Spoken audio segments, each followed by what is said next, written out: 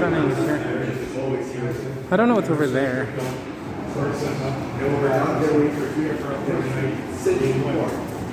Not sure what's in that area, but well, I'm gonna keep looking into things, stuff.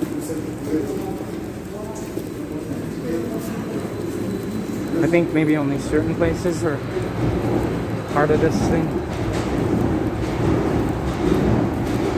But I'm pretty sure this is a trap house in general. No matter what you do or where you go in the city, they'll find a way to slander you and defame you.